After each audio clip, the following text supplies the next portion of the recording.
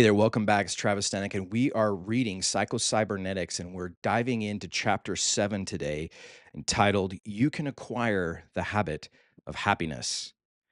In this chapter, I want to discuss with you the subject of happiness, not from a philosophical, but from a medical standpoint. John A. Schindler's definition of happiness is a state of mind in which our thinking is pleasant and good share of the time. From a medical standpoint and also from an ethical standpoint, I don't believe that the simple definition can be improved upon. It's really what we're talking about in this chapter. Let me read that again. A state of mind in which our thinking is pleasant a good share of the time. That's the definition of happiness we're going to explore. Happiness is good medicine. Happiness is native to the human mind and its physical machine. We think better, perform better, feel better, and are healthier when we're happy, even if our physical sense organs work better. Russian psychologist Ch.7, he tested people when they were thinking pleasant and unpleasant thoughts. He found that when thinking unpleasant thoughts, or actually, we found that when thinking pleasant thoughts, that they could see better, taste better, smell and hear better, and detect finer differences in their touch. Dr. William Bates proved the eyesight improves immediately when the individual is thinking pleasant thoughts or visualizing pleasant scenes.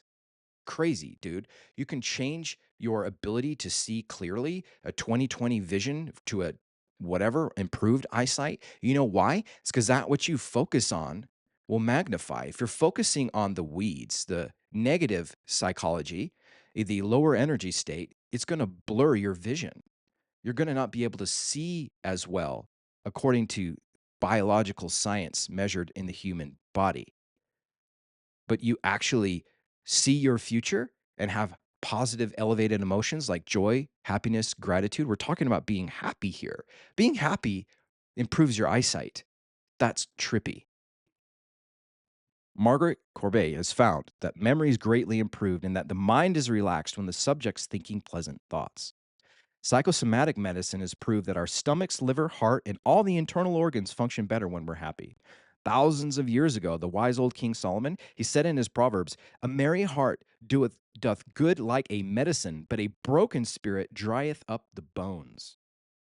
It's significant, too, that both Judaism and Christianity prescribe joy, rejoicing, thankfulness, cheerfulness as a means towards righteousness and the good life. Harvard psychologists studied the correlation between happiness and criminality and concluded that the old Dutch proverb, "happy people are never wicked," was scientifically true. They found that a majority of criminals came from unhappy homes, had a history of unhappy human relationships. A 10-year study of frustration at Yale University brought out that much of what we call immortality and hostility to others, it's actually brought about by our own unhappiness. Dr. Schindler said the unhappiness is the sole cause of all psychosomatic ills, and the happiness is the only cure. The very word disease, means a state of unhappiness, dis-ease. A recent survey showed that by and large, optimistic, cheerful businessmen who looked on the bright side of things, they were more successful than the pessimistic businessmen. Your success financially is directly correlated to your state of mind, state of being, if you're happy or unhappy. You will always get better results. That's why I practice the power move before I'm ever doing something like a sales call or whatever it may be. It raises my energy, my vibrational state, and I'm happier. And I will say better things, think more clearly, connect better with the person on the phone, serve them better, and meet them where they're at, rather than pushing an agenda or being in a fearful based mindset of, oh, I've got to make the sale. No, you don't got to make any sale.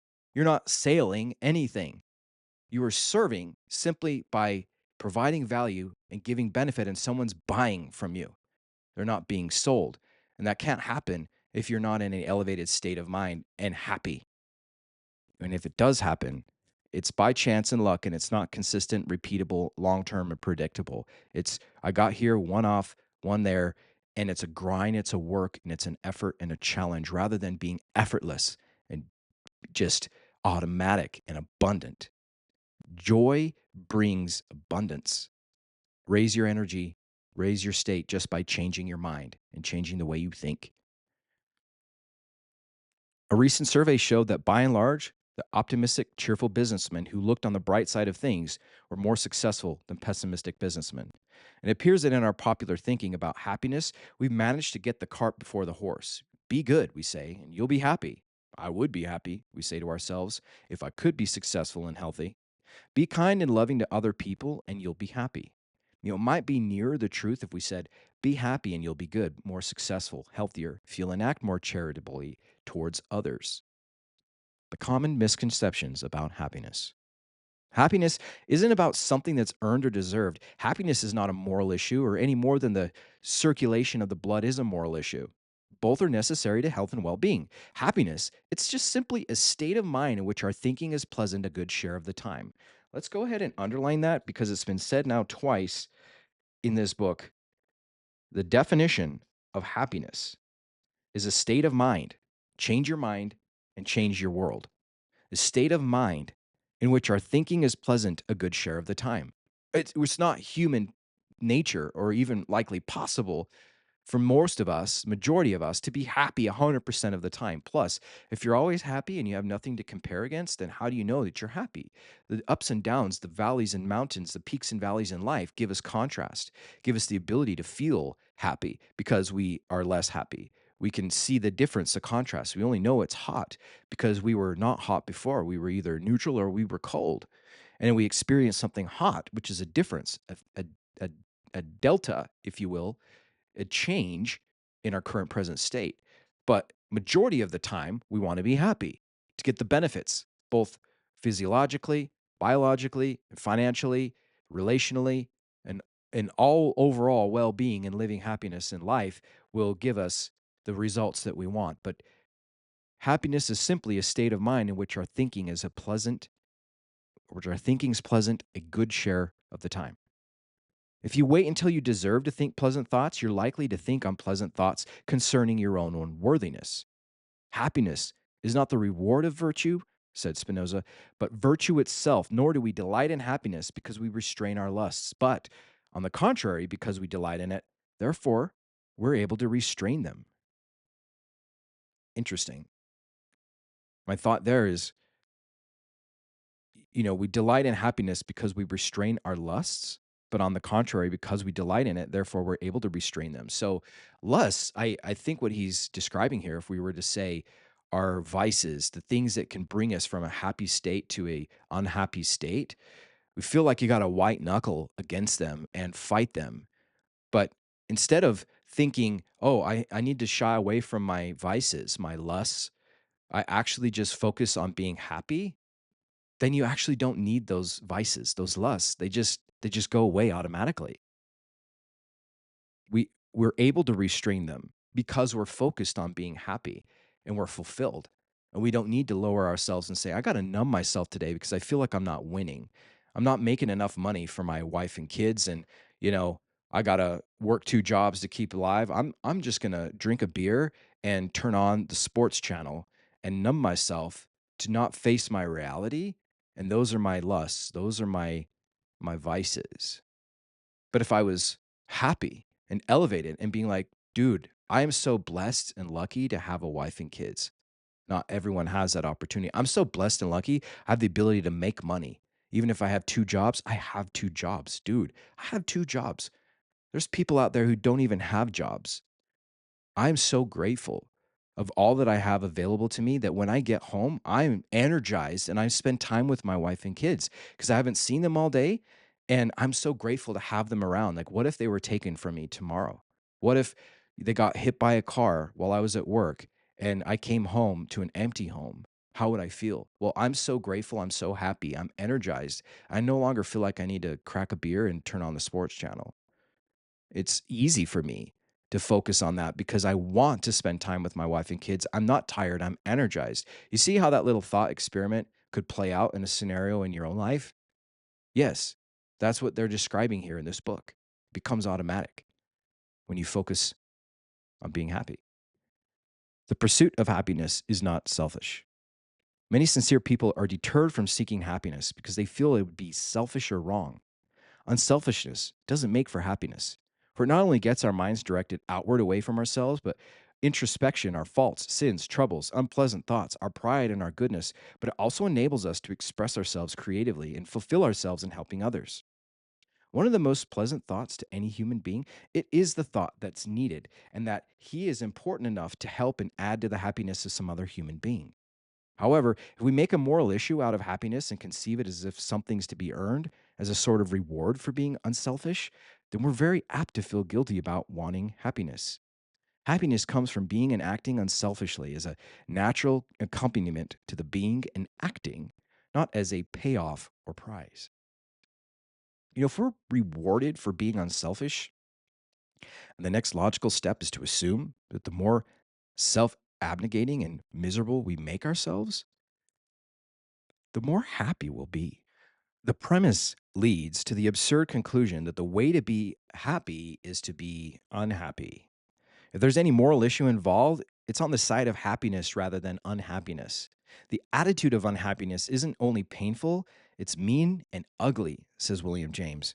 What can be more base and unworthy than the pining, puling, mumping mood, no matter by what outward ills it may have been engendered? What's more injurious to others, what less helpful as a way out of the difficulty, it but fastens and perpetuates the trouble which occasioned it. It increases the total evil of the situation. You just get more screwed when you're unhappy in any relationship, in any business dealing, in anything in life. That's what he's saying here with these fancy old fashioned words. He's basically just saying, look, things will work out better if you're just happy. When you're unhappy, things just go wrong. Have you ever noticed that? Happiness does not lie in the future, but the present. We're never living, but only hoping to live, and looking forward always seems to being happy. It's inevitable that we're never so, said Pascal. I found that one of the most common issues of unhappiness among my patients is that they're attempting to live their lives on the deferred payment plan. Ooh, I like that. They don't live nor enjoy life now, but wait for some future event or occurrence. They'll be happy when they get married, when they get a better job, when they get the house paid for, when they get the children through college, and when they completed some task or won some victory. Invariably, they're disappointed. Happiness is a mental habit, a mental attitude, and if it's not learned and practiced in the present, it's never experienced. It can't be made contingent upon solving some external problem. When one problem's solved, another appears to take its place. Life is a series of problems, and if you're to be happy at all, you must be happy, period, not be happy because of.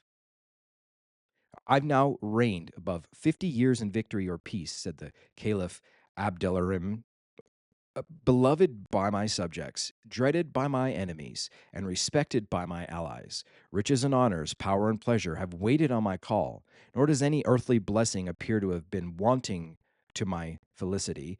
In this situation, I've dignantly numbered the days of pure and genuine happiness which have fallen to my lot. They amount to 14. Mm, sad. But here's the deal.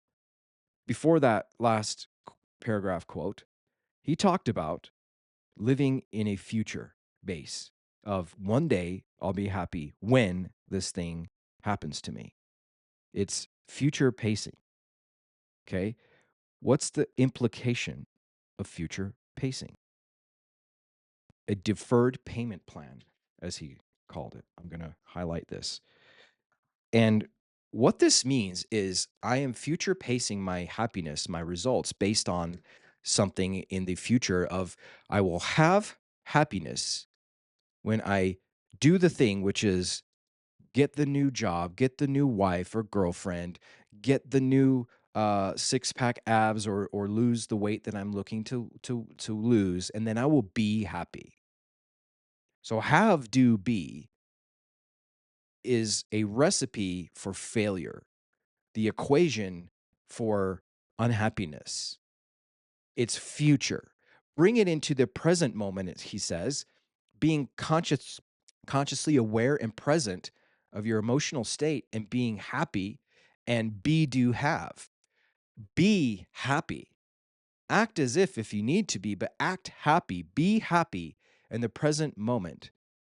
To do the things, which is get the girlfriend, get the six pack abs, get the new job, or the income coming in, solve those problems in your life and then have the results. Be, do, have is present moment based and changes everything. You change your world by changing your mind. If it's always in the future, you're going to the universe with an empty cup where there is no time, there is no space, there is no future. It's all things everywhere all at once. And you say with this empty cup, oh, please, I want to have a full cup. Please fill up my cup. Please, universe, God, whatever, fill my thing and give me my results. And that entity is looking at your empty cup and being faithful to you and being like, sure, well, here goes your empty cup. I will faithfully give back what you're asking me. They don't hear your words, they see your cup. They see your cup is empty because future based thinking is, I don't have the thing today, but in the future, I want it and I'm praying for it. I'm asking for it. I'm hoping for it, dreaming for it, that one day I'll be happy. But life just seems to keep giving you problems. It's a series of problems, one after another. It just never seems like I'm ever going to get there because I'm always unhappy. Everything else keeps getting me off course. And I'm wondering why this universe, the God of the universe or whatever, doesn't love me enough to give me the thing that I want. Well, the universe is subservient to your request and is honoring what you're asking for because we're co creators in this thing. Your creation, your first thought, your seed went out into this infinite nothingness and said, I've got an empty cup. I'm future based thinking. But when I brought it into the present moment, I felt so grateful, so joyous, but so thankful, receiving, thankful, meaning the ultimate form of receiverships because I've received something. Someone paid me a compliment. They gave me nice shoes, dude. And I said, thank you. I'll receive that compliment. And I'm grateful for that. Thank you. Thank you for all of my goals already having been accomplished. It's so amazing. Now my cup's overflowing with abundant results. And I go to this infiniteness, into this infinite nothingness where there is no time, there is no space. And I'm basically, again, they may not hear my words, but I'm showing them my cup that's overflowing and being so grateful. Thank you. I'm acting as if be do have, I'm being that person. It's so grateful, already having accomplished the goals. Even when I open my eyes, and maybe they haven't been accomplished in the three-dimensional world here, but in the inner world, when I closed my eyes and I went into the third brain and I could see with vision, even though my eyes were closed and uh, okay, you get, I'm not going into physics there.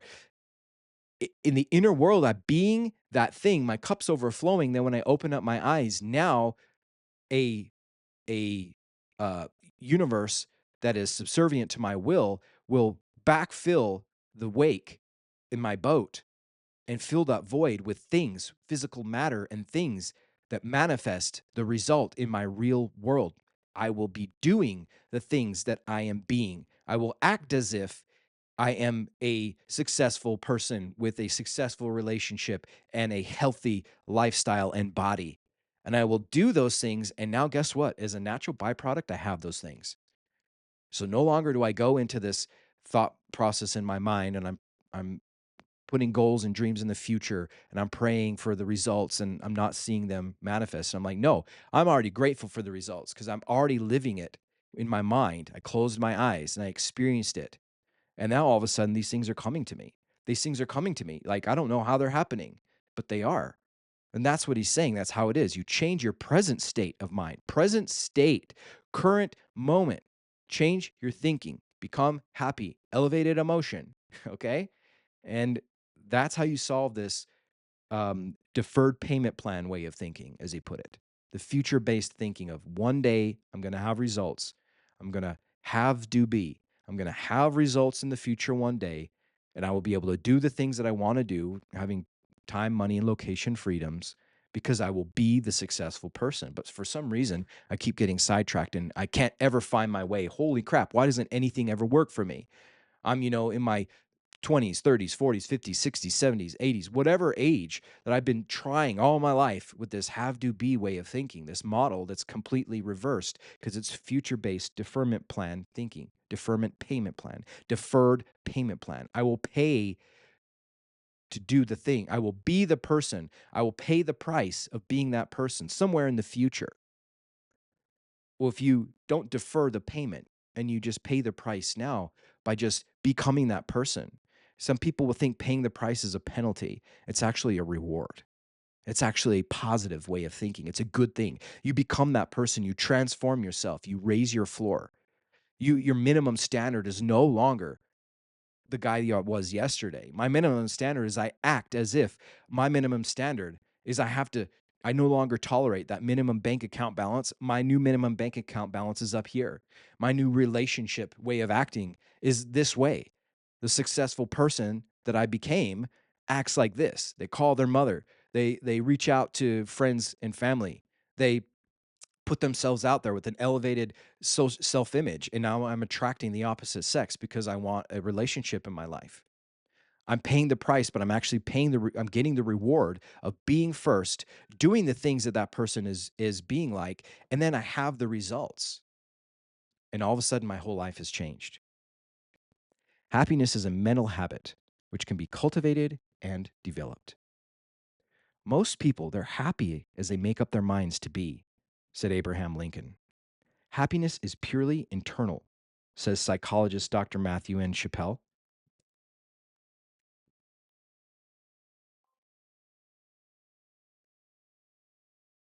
It's produced not by objects, but by ideas, thoughts, and attitudes, which can be developed and constructed by the individual's own activities, irrespective of the environment.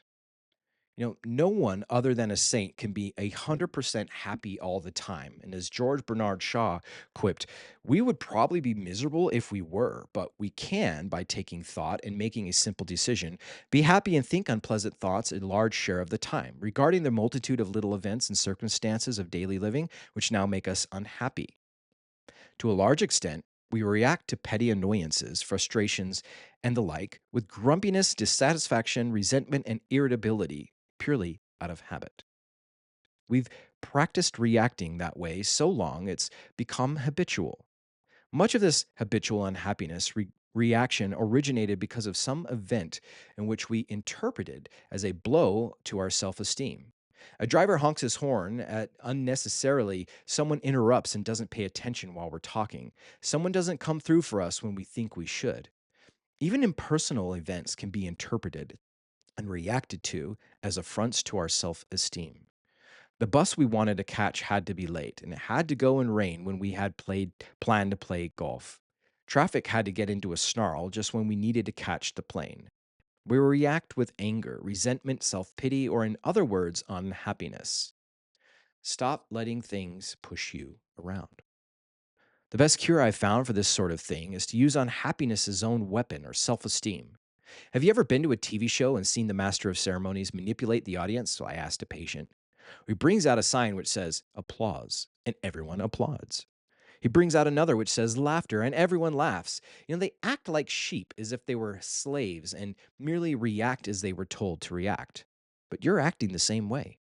You're letting outward events and other people dictate to you how you shall feel and how you shall react. You're acting as an obedient slave and obeying promptly when some event or circumstance signals to you, be angry, get upset, or now's the time to feel unhappy. These triggers in life, we allow them to happen to us.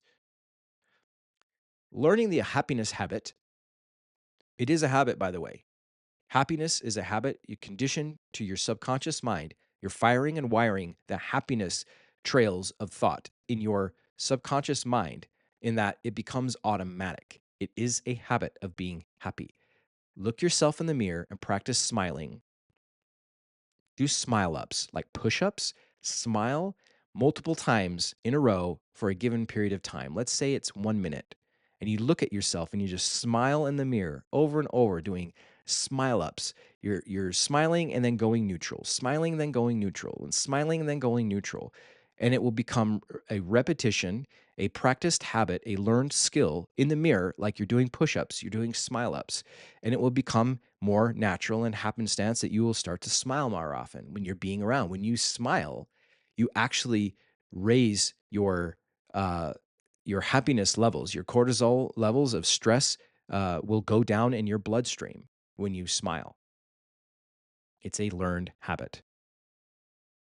So when you learn this happiness habit, you become a master instead of a slave. Or as Robert Louis Stevenson said, the habit of being happy enables one to be freed or largely freed from the domination of the outward conditions. Your opinion can add to unhappy events. Even in regard to tragic conditions in the most adverse environment, We can usually manage to be happier, if not completely happy, by not adding to the misfortune of our own feelings of self pity, resentment, and our own adverse opinions. How can I be happy? The wife of an alcoholic husband asked me. I don't know, I said. But you can be happier by resolving not to add resentment and self pity to your misfortune.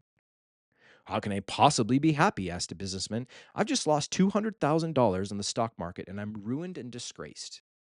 Well, you can be happier, I said, by not adding your own opinion to the facts. I mean, it is a fact that you lost $200,000, but it's your opinion that you're ruined and disgraced. Hear that out. Use that example case study in your own life, your lessons. I lost the job. I lost the relationship, my marriage. I lost my health. Well, those are facts. But what other stories are you telling yourself in conjunction with that you're stacking on to the pain that's already there of the loss? Those things you can choose to change your mind.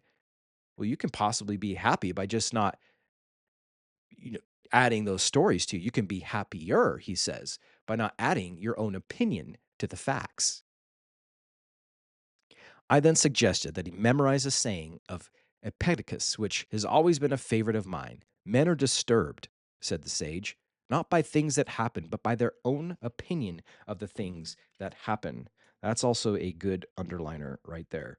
That's exactly what I was saying of taking the facts and magnifying it with some other story that you've told yourself that just isn't true. Based on your experiences of your past, your subconscious mind is programmed a default mode to think a certain way. And if your default mechanism is tuned to negative thinking, then the facts in life will happen and you will stack on potentially more negative thoughts that will compound the negative feeling results. You will feel worse about the situation because you've told yourself a story like, I'm a failure. I told you so. I wasn't meant to have a job. I wasn't meant to have love. I wasn't meant to be healthy and fit. I've got cancer now. And I told you I was just going to die. That's self fulfilling prophecy, is because you've told yourself a story. You've actually become more disturbed and more negative in your thinking, not because of the things that are happening in the real world, but by your opinion of the things that happen. My opinion is such that this event has a negative implication to me, and I'm going to think worse about the situation because my opinion was such. Well, that's the thing you can change. You might not be able to change the car accident that you were in, but you can change how you reacted to the car accident. You can change how my mental state was about the car accident. I could look at it as being a victim, as being, in the wrong place in the wrong time, or I could look at it as an opportunity to learn and grow and do something more and better with my life and focus on, man, life is precious and I'm grateful to be alive. I could have got out of that thing with more injuries or just died for all intents and purposes, but I didn't. I made it out of there walking around and able to get healthy and live yet another day.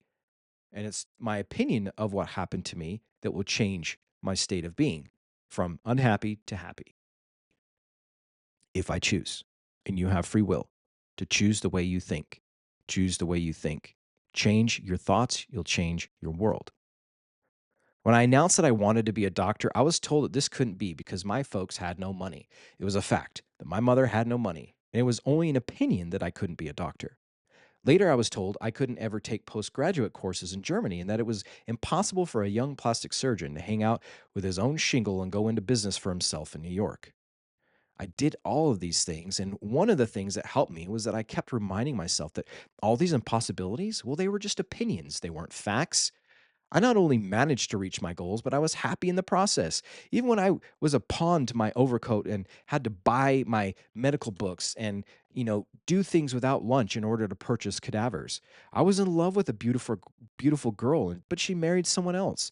These were facts, but I kept reminding myself that it was merely my opinion that this was a catastrophe. The life wasn't worth living. I not only got over it, but it turned out that it was one of the luckiest things that ever happened to me. The attitude that makes for happiness. It's been pointed out earlier that since man's a goal striving being, he's functioning naturally and normally when he's oriented towards some positive goal and striving towards some desirable goal. Happiness is a symptom of normal, natural functioning, and when man's a functioning as a goal striver, he tends to feel fairly happy regardless of circumstances. My young business executive friend was very unhappy because he'd lost 200 grand. Thomas A. Edison lost a laboratory worth millions in a fire with no insurance. What in the world will you do? Someone asked. Well, we'll start rebuilding tomorrow morning, said Edison. He maintained an aggressive attitude and he was still goal oriented despite his misfortune. And because he did this, maintaining an aggressive goal striving attitude, it's a good bet that he was never unhappy about his loss. Psychologist H.L. Hollingworth, he said that happiness requires problems, plus a mental attitude that's ready to meet distress with action towards resolution. That's another underliner. Much of what we call evil is due to entirely the way that men take this phenomenon. It can be so often be converted into a bracing and tonic good by simple change of the sufferer's inner attitude from one of fear to one of fight. Its sting can so often depart and turn into a relish when, after vainly seeking to shun it, we agree to face about and bear it cheerfully. That a man simply bound in honor, with reverence to many of the facts that seem to at first disconcern his peace, to adopt this way of escape. Refuse to admit their badness despite their power, ignore their presence, turn your attention to the other way, and so far as yourself you're concerned, at any rate, though the facts may still exist, their evil character exists no longer. Since you make them evil or good by your own thoughts about them, it's the ruling of your thoughts which prove to be your principal concern. I was read from William James, The Varieties of Religious Experience. Looking back on my own life, I can see that some of the happiest years were those when I was struggling through as a medical student and living from hand to mouth in my early days of practice. Many times I was hungry, I was cold and ill clad. I worked hard, a minimum of about 12 hours a day. Many times I didn't know from month to month where the money was coming from to pay my rent, but I did have a goal. I had a consuming desire to reach it and a determined persistence which kept me working toward it. I related all this to the young business executive and suggested that the real cause of his unhappy feeling was not that he'd lost 200 grand, but that he'd lost his goal. He had lost his aggressive attitude and was yielding passively rather than reacting aggressively. I must have been crazy, he told me later, to let you convince me that losing this money wasn't what was making me unhappy, but I'm awfully glad that you did. He stopped, moaning about his misfortune, faced about, got himself another goal, and started working towards it. Within 5 years, he not only had more money than he'd ever had in his life, but for the first time, he was in a business that he enjoyed. Practice exercise. Form the habit of reacting aggressively and positively towards threats and problems. From the habit of keeping goal oriented all the time, regardless of what happens. Do this by practicing a positive aggressive attitude in both actual everyday situations when they come up and also in your imagination. See yourself in your imagination taking positive, intelligent action towards solving a problem or reaching a goal. See yourself reacting to threats not by running away or evading them, but by meeting them, dealing with them, grappling with them in an aggressive and intelligent manner. Most people, they're brave only in the dangers to which they accustom themselves, either in imagination or practice, said Buller Lytton, the English novelist. Systematically practice healthy mindedness. The measure of mental health is the disposition of find good everywhere. The disposition to find good everywhere, said Ralph Waldo Emerson, the most famous moralist. The idea that happiness or keeping one's thoughts pleasant most of the time it can be deliberately and systematically cultivated by practicing in a more or less cold blooded manner. It strikes many of my patients. It's rather incredible, if not ludicrous, when I first suggest it. Yet experience has shown that not only this can be done, but this is about the only way that the habit of happiness can be cultivated. In the first place, happiness isn't something that just happens to you.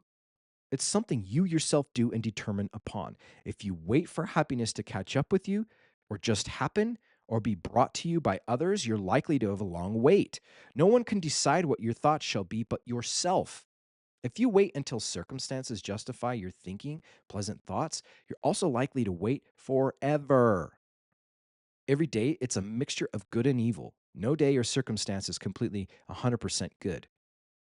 There are events and facts present in the world and in our personal lives at all times which justify either a pessimistic or grumpy outlook or an optimistic and happy outlook, depending upon our choice, it's largely a matter of selection, attention, and decision. Nor it's not a matter of being either intellectually honest or dishonest. Good is as real as evil. It's merely a matter of to what we choose to give primary attention to and what thoughts we hold in the mind. Deliberately choosing to think pleasant thoughts is more than a palliative. It can have very practical results. Carl Erskine said that the famous baseball pitcher had said that bad thinking got him into more spots than bad pitching. That's really good, guys. The bad thinking got him into more spots than just bad pitching.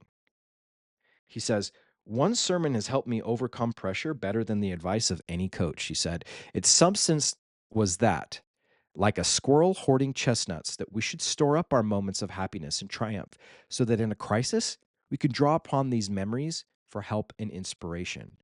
That's a great little nugget of advice.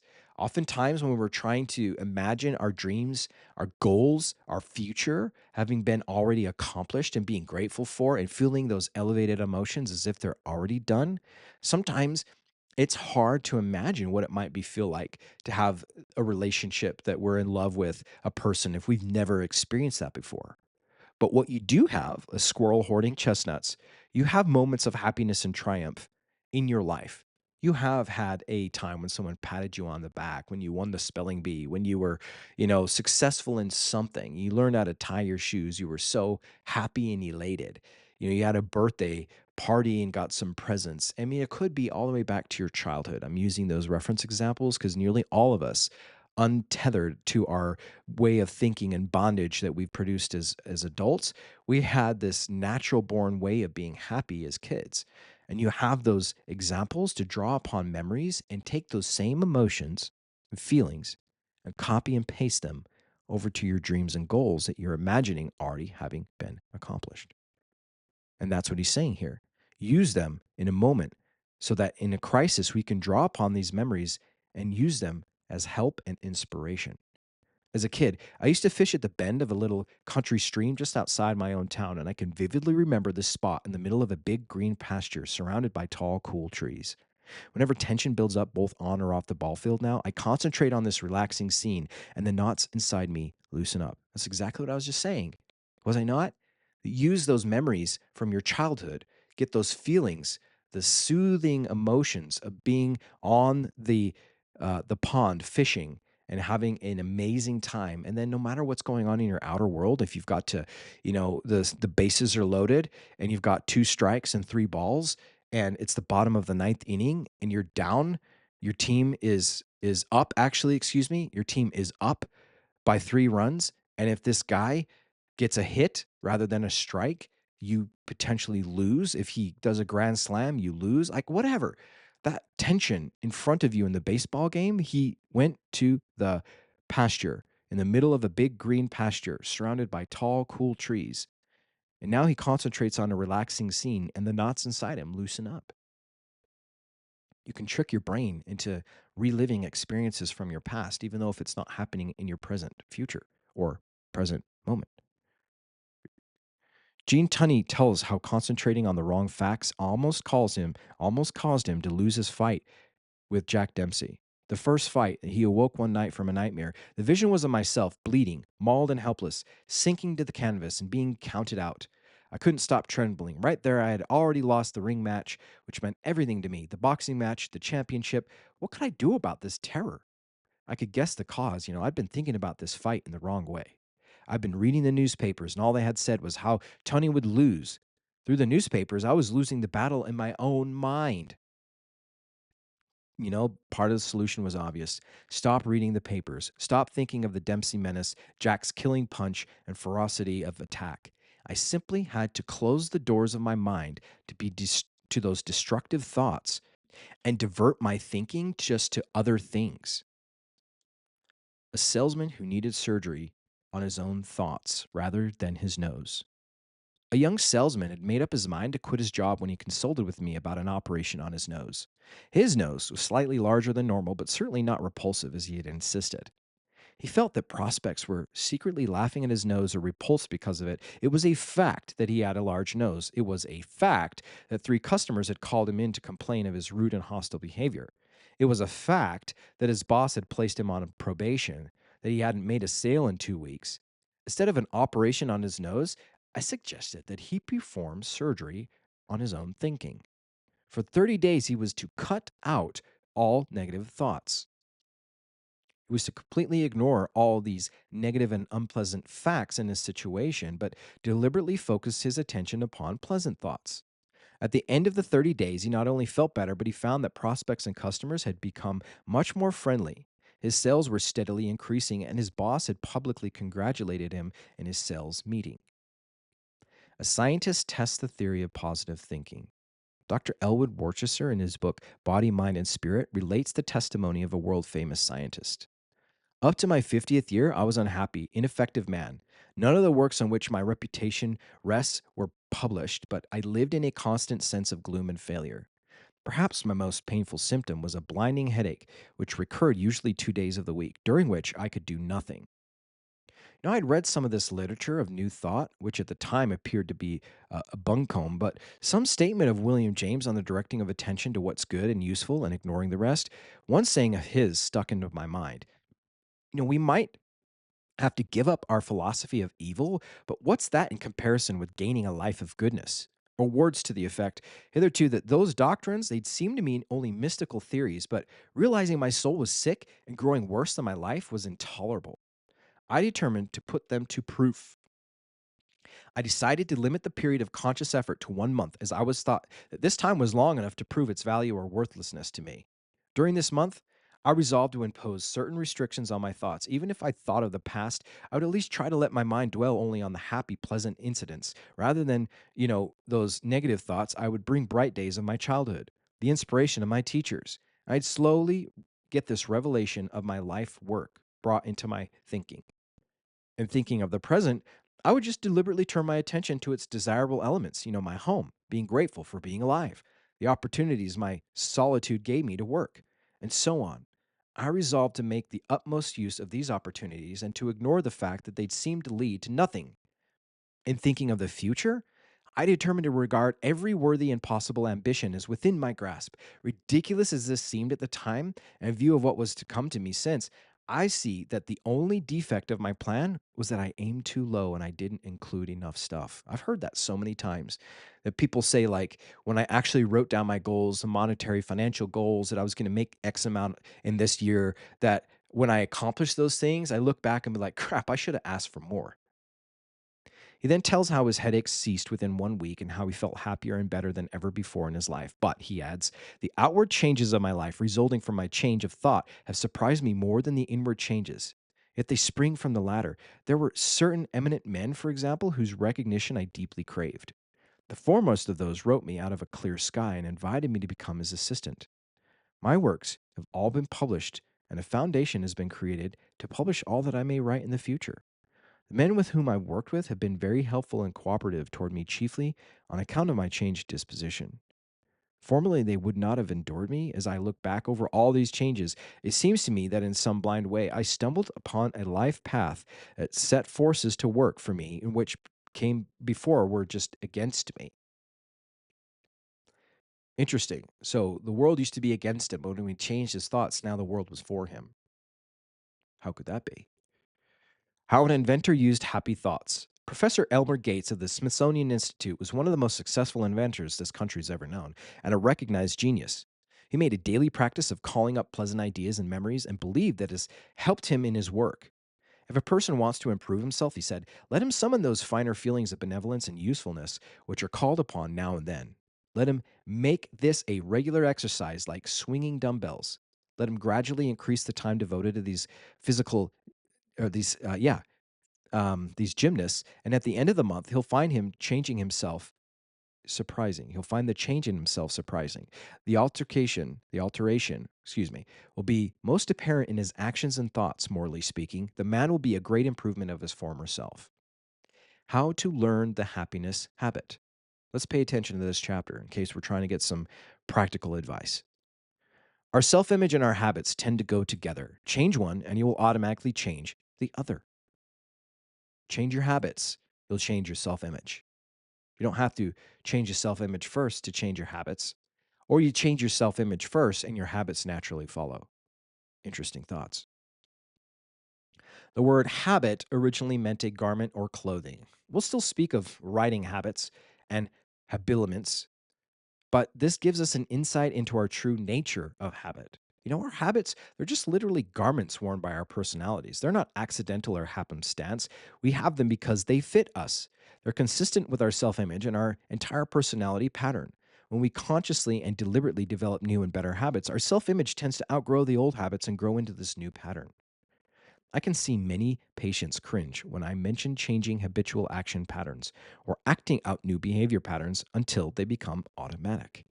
They confuse habit with addiction, and addiction is something that you feel compelled to do, and it causes severe withdrawal symptoms.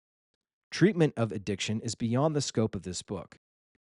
Habits, on the other hand, they're just merely reactions and responses which we've learned to perform automatically without having to think or decide. They're performed by our creative mechanism. Fully 95% of our behavior, feeling, and response, well, it's habitual. The pianist, he doesn't decide which keys to strike. The dancer doesn't decide which foot to move where. The reaction is automatic and unthinking. In much the same way, our attitudes, emotions, and beliefs, they tend to become habitual. In the past, we learned that certain attitudes, ways of feeling, and thinking were just appropriate to certain situations. Now, we tend to think and feel and act the same way whenever we encounter what we interpret as the same sort of situation. But what we need to understand is that these habits, unlike addictions, well, they can be modified, changed, or reversed simply by taking the trouble to make a conscious, present moment decision, and then by practicing or acting out the new response or behavior. The pianist can consciously decide to strike a different key if he chooses, and the dancer can consciously decide to learn a new step, and there's no agony about it. It does require constant watchfulness and practice until the new behavior pattern is thoroughly learned and becomes automatic. The subconscious mind will fire and wire new neurological pathways and a new trail that we're going down the hiking trail in life, and it will become automatic. That we will automatically take this new trail carved through our way of thinking, and that's after repetition, consistency, practice, and mindful thoughts, and choosing to take this extra new pathway. And this trail will become automatic and the behavior pattern will become thoroughly learned. Here's our practice exercise. Habitually, you put on either your right shoe or your first left shoe. Habitually, you put on either your right shoe first or your left shoe first. Habitually, you tie your shoes by either passing the right hand lace around behind the left hand lace or vice versa. Here's the practice. Tomorrow morning, determine which shoe that you put on first and how you tie your shoes. Now, consciously decide that for the next 21 days, next 3 weeks, you're going to form a new habit by putting on the other shoe first and tying your laces in a different way. Now, each morning as you decide to put on your shoes in a certain manner, let this simple act serve as a reminder to change other habitual ways of thinking, acting, and feeling throughout the day. Say to yourself as you tie your shoes, here is the mantra that you're going to be saying to yourself as you're creating a new habit of putting your shoes on and lacing them up in a new way. Use your less dominant hand rather than your dominant hand to do the activity in motion. Learn a new way of putting on and tying your shoes with your less dominant hand. And say this to yourself: I am beginning the day in a new and better way. I am beginning the day in a new and better way. And consciously decide throughout the day, number one, I will be cheerful as possible. Number two, I will try to feel and act a little bit more friendly towards other people. Just a little, 1% little. Just do your smile ups. Smile and go neutral, smile and go neutral, and just smile to somebody a little bit different. Number three, I'm going to be I'm going to be a little less critical and a little more tolerant of other people, their faults, failings, and mistakes. I will place the best possible interpretation upon their actions. You don't know what someone's going through. You can assume the worst or just assume the best. Maybe 1% better is starting to look at other people and assume the best and being more forgiving and less critical. Number four, insofar as possible, I'm going to act as if success were inevitable and I already am the sort of personality I want to be. Be to have, like I've been saying. I will practice acting like and feeling like this new personality. Act as if is not a cliche. Act happy as if you already are happy. Number five, I will not let my own opinion color facts in a pessimistic or negative way. I will not let my own opinion color facts in a pessimistic or negative way. My opinion might be that something bad happened, but I'm not going to let that color or objectify the facts of the thing that's happened. So the thing happened, but my negative opinion is not going to make the thing happen magnify for more negative things that are just opinions. They're not facts. But my positive attitude will color the facts in a more positive spin or outlook. And that will be compounded. And I will get more results because the story I'm telling myself is that of a positive way of thinking. Number six, I will practice smiling at least 3 times during the day. Funny. He's prescribing that which I prescribed to you earlier is going in the mirror and doing 100 smile ups as fast as you can in a minute. Up, down, up, down, up, down, up, down. He's asking us to smile just at least 3 times during the day. Number seven, regardless of what happens, I will react as calmly and as intelligently as possible. Number eight, of the 8 steps, there's 8 steps. I will ignore completely and close my mind to all those pessimistic and negative facts, which I can do nothing to change. Simple, yes. But each of the above habitual ways of acting, feeling, thinking, they do have a beneficial and constructive influence on your self-image. Just act them out for 21 days, experience them, and see if worry, guilt, hostility haven't been diminished and if confidence has not been increased. So that's it. Points to remember and fill in at the back, but I'm going to challenge myself. I'm going to write down that these 8 right here, the practice exercise. I am beginning the day in a new and better way. Okay, see that right here. You're going to be saying this as you're tying your shoes and putting your shoes on the opposite feet that you're naturally used to doing and saying, I'm beginning the day in a new and better way. And you're going to be following these 8 steps, being as cheerful as possible, trying to feel and act a little more friendly towards other people, being less critical and less and more tolerant of other people and their faults and failings and mistakes. You will go as far as assuming and acting as if success is inevitable. You will be saying, my own opinion doesn't color facts in a negative way, and practice smiling 3 times a day. And regardless of what happens, react calmly and intelligibly as possible. Breathe before you react, and then ignore and close your mind off to all those pessimistic and negative facts, which you can't do anything about. Got rear ended, whatever. I can't do anything about it. Just ignore the negative side or the negative lens or view of the fact that I got rear ended. Just do that for 21 days. We've already been at this for over a week. This is episode 8. We've been at this for over a week, and this is a 30-day thought experimental trial. And I said to you when we began that we would be testing out what was prescribed here and seeing if we get any observable, noticeable, or maybe, God forbid, measurable changes in our life. More income, more health, better relationships, and happiness and well being all in our life. Those things just by doing this simple exercise. So I'm going to challenge myself to follow these instructions. I encourage you to do the same. Until the next time, be strong, freedom fighter.